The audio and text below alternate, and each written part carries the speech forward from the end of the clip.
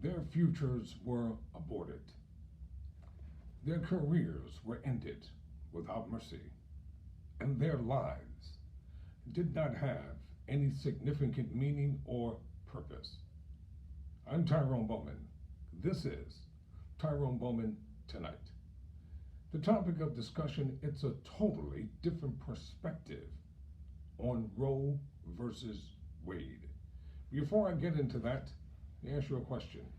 Are you an up and coming singer, songwriter, and you don't know how to get started making that first demo or recording that first track?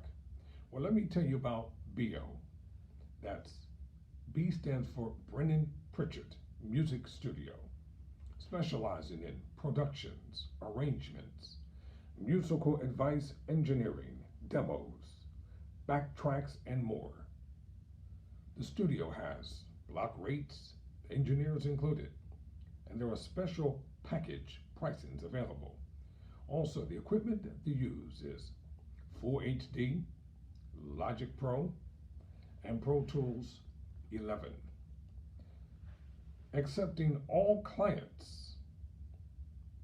That's B. Pritchard Music Studio, and all genre studio, turning your musical vision into reality. Pick up the phone and make that call now at 609-431-0164. That's 609-431-0164. Now on to the topic on this evening.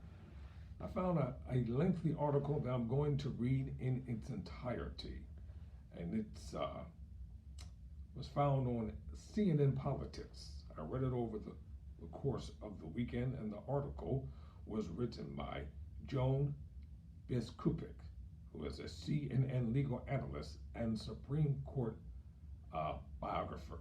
So this is who this article is credited to. Do you all really know what Roe versus Wade means? Do you even know who Roe was? Do you know who Wade was? Do you know what sparked the 1973 landmark case decision? We're going to talk about that on tonight. But before I do, I want to address the hypocrisy within the so-called evangelical, conservative, pro-life movement. They're willing to talk about everything, everybody, except African Americans in the plight of slavery. That is a taboo issue that should not be discussed. Over 200 million Africans were savagely enslaved, raped, molested, murdered. Many of them were raped so savagely, in a savage way, they had forced abortions, and their lives didn't have meaning or purpose. Let me tell you what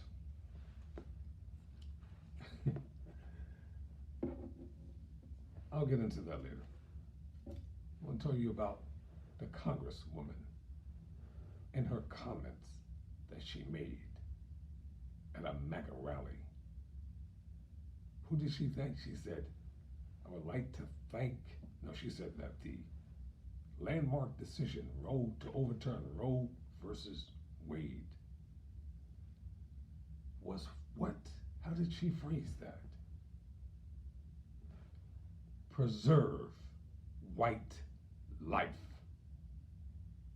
And then later, her campaign tried to backtrack.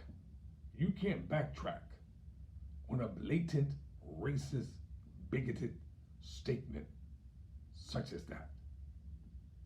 And she said she would personally like to thank former President Donald Trump for preserving white life. What about the lives of the 200 million Africans who were enslaved, whose futures were aborted, whose lives were snuffed out, sold around the world as merchandise, sold as a thing? And they say, well, that's the past. Let's move on. We're not going to move on from it because America does not want to address the issue of slavery. It's not going away. You can go down to the Smithsonian Institution. You can go to the African American Historical Museums, and you will find a lot of things that pertains to us. Now let me get into this article, and then I'm going to make some more comments. From CNN Politics, quote, Chief Justice John Roberts lost the Supreme Court and the defining case of his generation. Quote, Chief Justice John Roberts has long piloted America's highest court, securing majorities on controversies over religion, race, voting rights, and campaign finance regulation. But on fundamental abortion rights, and in the defining case of his generation, Roberts came up short. Friday's decision in Dobbs versus Jackson Women's Health Organization, which overturned nearly a half century of precedent, will be a seminal case in the annals of law and learning. It will be paired with the 1973 Roe versus Wade landmark that had declared a constitutional right to end a pregnancy. A constitutional right to end a pregnancy. Roe was an unwed woman, a Caucasian woman, disgruntled against her baby's daddy. So to get even, she wanted to have an abortion to get rid of his child. This is how the whole controversial aspect of abortion started, with her, Roe versus Wade. Oftentimes, individuals take up a cause without knowing the pertinent facts, without doing their homework, just listening to somebody espousing their own personal thoughts and ideologies on matters that they think that are important. How about this? Today it's Roe versus Wade that's overturned. But it's much bigger than this. What do you mean? It's simple. Next, it's going to be health care. Then it's going to be same-sex marriage and gay rights. And if they succeed in overturning those things, then next it's going to be enslavement of a people that's free. Now back to the article from CNN. Friday's decision in Dobbs versus Jackson Women's Health Organization, which overturned nearly a half century of precedent, will be a seminal case in the annals of law and learning. It will be paired with the 1973 Roe versus Wade landmark that had declared a constitutional right to end a pregnancy. Just as the 1954 Brown versus Board of Education, which ended the, quote, separate but equal, close quote, doctrine and began desegregation of schools, has long been tethered to Plessy versus Ferguson, the 1896 decision that permitted separate but equal accommodations for black and white people. Conservatives who dissolved a constitutional guarantee, and from the liberal dissenters who expressed sorrow for American women and warned of further erosions on privacy. The 67-year-old Chief Justice, who is finishing his 17th session, confessed to a rare lack of confidence. Quote, both the court's opinion and the dissent display a relentless freedom from doubt on the legal issue that I cannot share, close quote, he wrote, referring to the disputed Mississippi law at the heart of the Dobbs case. He added, quote, I am not sure, for example, that a ban on terminating a pregnancy from the moment of conception must be treated the same under the Constitution as a ban after 15 weeks, close quote. Roberts, who has forcefully pushed for conservative outcomes on race and religion, had tried to move incrementally here. He attempted to split the difference, to uphold the disputed Mississippi law that prohibits abortion after 15 weeks of pregnancy, but to hold on confronting Roe. Quote, I would take a more measured course, close quote, he wrote, and urging in vain some judicial restraint, and said, quote, if it is not necessary to decide more to dispose of a case, then it is necessary not to decide more, close quote. Yet as much as the reversal of Roe represents a significant defeat for Roberts and is a singular staggering moment for the country, the chief is down but not out. The 2005 appointee of Republican President George W. Bush would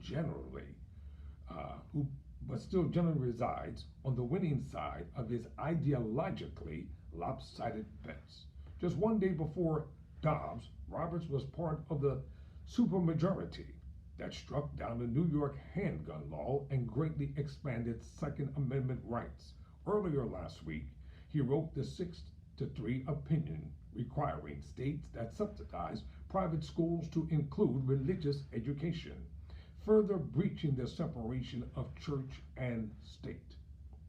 Roberts has taken the lead against racial remedies, regarding them as both outdated and unconstitutional, and he authored the consequential 2013 Shelby County versus Holder decision curtailing voter protections, particularly in the South and other places with a history of discrimination at the polls. Still, Friday's Dobbs decision was monumental and will demarcate the Roberts Court era, even as he was outflanked on abortion rights precedent by Justice Samuel Alito, who penned the Dobbs decision, and Justice Clarence Thomas, Neil Gorsuch, Brett Kavanaugh, and Amy Coney Barrett. Those last three justices were appointed by former President Donald Trump, and their sheer presence had emboldened Mississippi's officials to seek an expansive decision in a case that was confined to the validity of the 15-week ban. The three liberals who fully dissented remarked at the speed with which the relatively new five-justice bloc secured by the 2020 edition of Barrett moved to reverse Roe. In doing so, they wrote, quote, this court betrays its guiding principles, close quote. They said they felt sorrow for the court itself, although more, quote, for the many millions of American women who have today lost the fundamental constitutional protection, close quote. Roberts' fate on the losing side of Dobbs was foreshadowed last year when he heatedly dissented, as the same five conservatives who controlled in the Mississippi dispute allowed Texas to put into effect a 6-week ban on abortion known as SB 8. Quote, the clear purpose and actual effect of SB 8 has been to nullify the court's rulings. Quote, close quote. Including Roe versus Wade, Roberts wrote last December as the five justices endorsed the Texas ban that they had first permitted to take effect on September 1. It is a sign that the tactical and usually persuasive Chief Justice, who himself has been critical of abortion rights, was outmaneuvered by a fivesome who wanted to go further faster. Barrett's succession of the late liberal Justice Ruth Bader Ginsburg, to be sure, diminished Roberts' negotiating power. Her appointment transformed what was a 5-4 conservative liberal court into a 6-3 bench, where Roberts no longer holds the critical fifth vote for either wing. As the far right showed in Dobbs, it does not need the chief. Roberts had proposed a limited resolution at oral arguments last December, but he apparently never had any real momentum against the anti-Roe 5. There were no signs in the opinion released on Friday that those who joined Alito had wavered in the view that, quote, Roe was egregiously wrong from the start. Its reasoning was exceptionally weak, and the decision has had damaging consequences, close quote.